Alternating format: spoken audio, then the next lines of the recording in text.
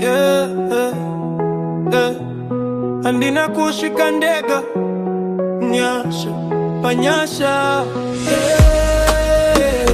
nyasha panyasha, nyasha panyasha,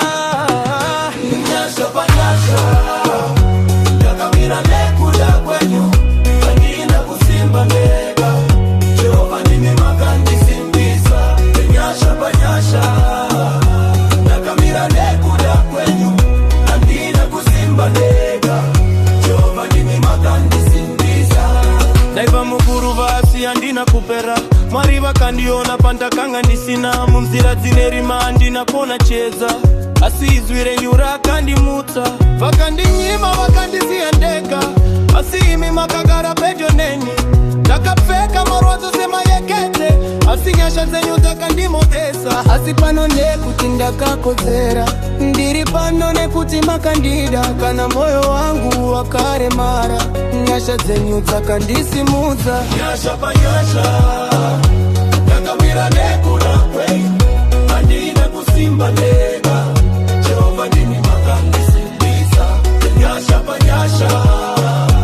yakamira nekuda kwenyu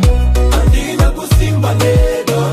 Jehova ndimi makandisimbisa. Ndakachema usiku ndisingatauri Mwari makanzwa kunyarara kwangu mumoto nemumvura ndakapfura asi handina kunyura